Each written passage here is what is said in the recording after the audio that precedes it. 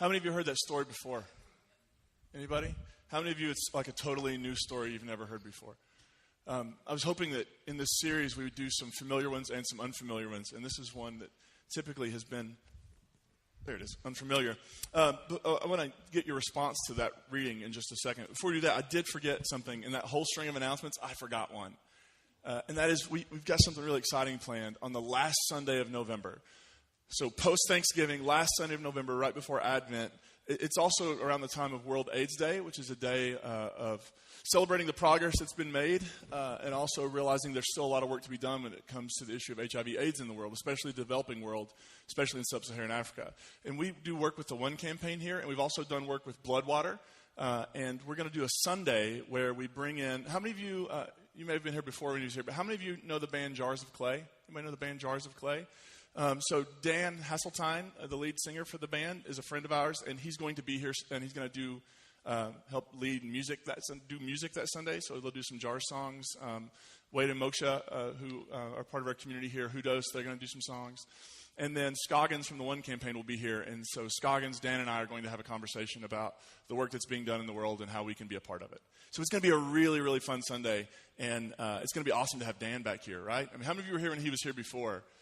Just an incredible guy, incredible voice, and it's going to be a really, really fun Sunday. So mark your calendars. That is you do not want to miss November 25th. That is the Sunday, right? That's the date. Yes, we're going to say that. There'll be a Facebook event, and so you can remind yourself and all those sorts of things. We're really, really excited about it. So back to 2 Kings 5. And the reason Jen said 1 Kings is because that's what I put on her sheet. So that's totally on me. So 2 Kings 5. How many of you what did you observe? Anything stand out to you in that story that you just thought, Anybody? Yeah, Javine. I thought it was remarkable that the slave girl who they had gone and stolen told him where to go and get healed. Yeah. This Israeli girl, the Israelite girl, who'd been essentially taken from her family, is the one telling him, this guy who is a part of taking her from her family, where to go and get healing. I thought that was interesting too. Donna? I thought it was interesting because Naaman was upset he didn't have a big party or something. It was like he was very, like he didn't matter. He was with like everybody else. Yep. And that's one of the things we're going to talk about this morning is Naaman's response to Elisha saying, just go take a bath. Go take a bath in the river. He was not happy about that at all. Anybody else? Yes. I didn't get what the king thought that the other guy was trying to start a fight with him. Okay. So why is he going to try to start a fight? Well, here's just to kind of if we go back to verse 1, which is Naaman, a general for the king of Aram, was a great man, highly regarded by his master because through him the Lord had given victory to Aram. So who or what is Aram? Because the king who sends the message to the Israelite king is the king of Aram. Essentially, Aram was a community empire now in what would be Syria. So Damascus is still called Damascus. And they were enemies. So the Israelites and the Arameans were enemies. In chapter 6, the very next chapter, they're at war. So the king feels like he's sending him all this stuff to heal this guy. And the king, because they misunderstood that, I think the Aramean king thought that the prophet lived in the king's court. But you never find legitimate prophets in the king's court. Because prophets in the king's court only tell the king what the king wants to hear. Right? It tends to be why you should be suspect when pastors are hanging out solely with politicians. Right? Because they're only telling them what they want to hear. So he feels like that they're trying to provoke a fight. Like, I can't heal this guy, so what are you going to do? Blow me up, right? So his fear is a little justified in the sense that in the very next chapter, they're at war over something else. So that's sort of where that came from, I think. What else? How many of you noticed at the end of the story, Naaman asks for enough dirt, enough earth for his mules to carry? How many of you thought that was odd? So here's the exchange. You healed me. I want to give you something. No, I'm not going to take anything. Come on, I want to give you something. No, I'm not going to take anything. Here's a gift certificate to Garcia's. I'm not going to take anything. Okay, well, if you won't take anything, can I have some dirt? Weird exchange. But in the ancient world, they tended to believe that they believed in localized deities, which means they believed that gods were geographically bound. So Israel has a god, Yahweh, and Yahweh lives within the borders of this dirt. And in Syria, Aram, where Naaman came from, the god was Ramon, or they think that's actually a Hebrew name to make fun of that god, but his real name was Hadad. Like, hey, Dad. Hey, Dad. He's a storm god. And so when Naaman says, give me enough dirt, give me enough earth for my mules to carry, what he's saying is, I want to worship this God, but I don't live here. And so I need to bring dirt back home so I can create a space where I can get on this dirt and worship this God. So he has this sort of a conversion experience where he's like, this is the God I want to be with. But he still doesn't get that this God is bigger than dirt, right? He's bigger. This God is bigger than geographical boundaries. The other thing that I'm not really going to talk about today, I just found interesting, is it said that the Lord, Yahweh, had given victory to Naaman. In the ancient world, they tended to believe if they won, it was because of their gods, right? So when Israel was conquered by Babylon, they didn't just think they had lost, they thought their God had been defeated. So there's this real struggle with, and for some reason in this story they say that the Israelite God was giving the Aram general victory in battle, which I don't know why they would. I don't know why they would say. I was hoping somebody here would know, but it's an interesting little tidbit. Anybody else before we dive in? So we talked about who Aram is, but I want to go back and talk about who Naaman was. Naaman, a general, the king of Aram, was a great man, highly regarded by his master, because through him the Lord had given victory to Aram. This man was a mighty warrior, but he had a skin disease. Now, if we go over to, what do we know, just about this introduction, what do we know about Naaman?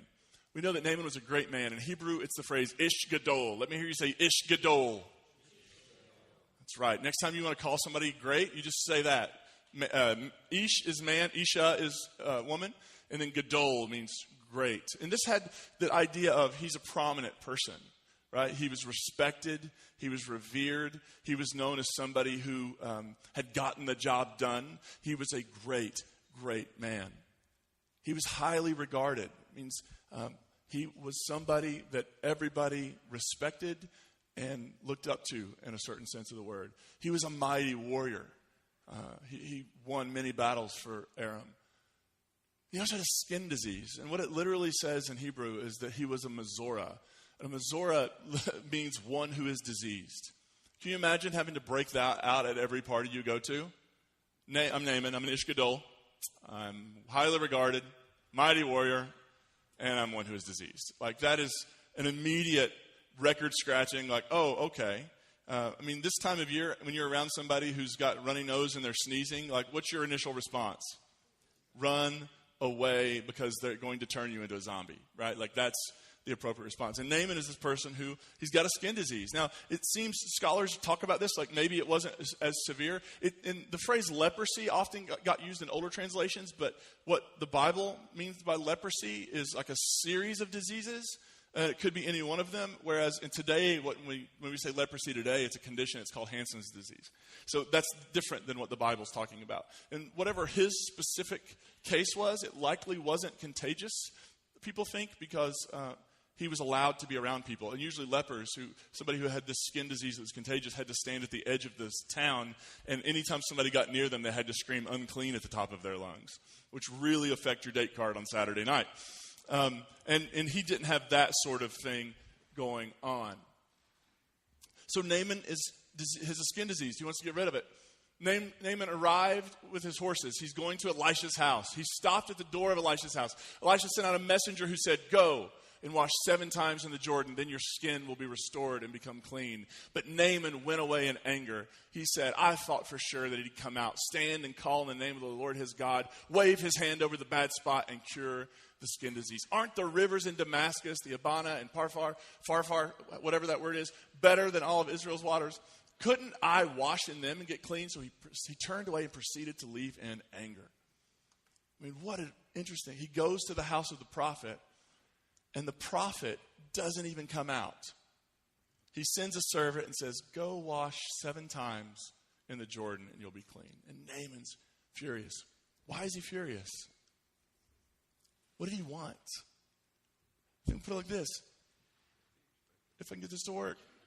He wanted something spectacular to happen. He wanted a spectacle. He wanted the prophet to come out and give a big flowery speech and say some big, big words and make a scene about how this Ish Gadol had been inflicted with this disease and he needs to be healed. And the prophet's going to call in the name of his God and then Benny Hinn that thing. And suddenly, that's a verb now, by the way. And suddenly he's going to become new again. Instead, the prophet sends a servant out. I mean, Naaman is an Ish Gadol. You know what? People go out of their way to make the Ish Gadol happy, right? He's the guy who, when he comes in the restaurant, he gets the best table. And the couple who were sitting there before lose the table, right? They move their food to like the alleyway by the trash can so Ish Gadol can have the seat he wants. He's used to people going out of their way for him. It's sort of like Naaman saying, do you know who I am? I'm Naaman. I'm the general of Aram. I'm the Ish Gadol, man. You've got to go out of your way for me. And Elisha's like, I'll send a servant out. And it seems like, what would you have done if the servant had come out and said, wash 7 times in the Green River? After you got your booster shots, what would you have done? What would you do? He's like, hey, there's better rivers back home. I came all this way to be disrespected by an Israelite prophet, and he wants me to get in the Jordan River? Are you kidding me? And now think about this. Naaman goes away angry. We could be looking at war here, right? Israel and Aram aren't buddies. The next chapter, they're at war. And if the king heard about this, who was already shaking in his boots because he thought they were going to come beat him up, like, can you imagine what the king's doing now? Like, Elisha, what are you doing? And Elisha's like, I don't work for you, man. And Naaman is frustrated. And he's angry because he wanted something spectacular to happen. Big words, big arm movements. Waving himself like, almost a magic show. Abracadabra, presto, changeo, no more leprosy. He didn't get any of it, and he left angry. Now, I think before we come down on Naaman really, really hard, that's sort of what we've been taught to expect especially when it comes to religion, especially when it comes to faith. We've been taught to look for the spectacular, haven't we? Right? It starts getting, at least in my generation, it started getting ingrained in us very early. And I want to just say up front, I'm going to tell you some things that I experienced growing up in church. And I don't mean this to be negative about the people who were a part of it. They were very genuine and very doing what they thought was right, and I love them, and I'm grateful for them. But we always had this thing where we would go to youth camp in the summer. And when we would go to youth camp, we expected certain things to happen. We expected that on Thursday night, because you're going home on Friday, lots of people had to get saved. Because Tuesday night is not a good night for that. And it has to be on the last night, where they do all the songs, and the preacher gives the sermon and stands up front and sort of builds the emotional tension in the room, right? Builds the fear level in the room, because you may leave here tonight, and if you died tonight, what's going to happen to you, right? Like that whole thing. And so it's just a big old fear fest, and then everybody rushes down front. How many of you have ever experienced something like that? And it's a rush down front because I'm afraid, because what happens if I don't do this tonight and then I don't get another chance to do it tomorrow? Like, what's going to happen, right? And they had no idea that for lots and lots of people that would be psychologically damaging, and that it would lead to a really negative, unhelpful image of God, like God's just out to get us, right? Nobody knew that at the time. But I remember going home from youth camp, and it was electric. Youth camp was electric. And when we would go home, church was just church, right? I mean, they weren't doing all the things we did at youth camp. And even when we would sing the same songs, it'd be like, it was just better at youth camp. It's just good at youth camp. You know the problem with our church? We don't have the same spirit we had at youth camp. Also, it happened at VBS too. On Thursday night of VBS, we would go around, and when I got older, I got to participate and just scare kids.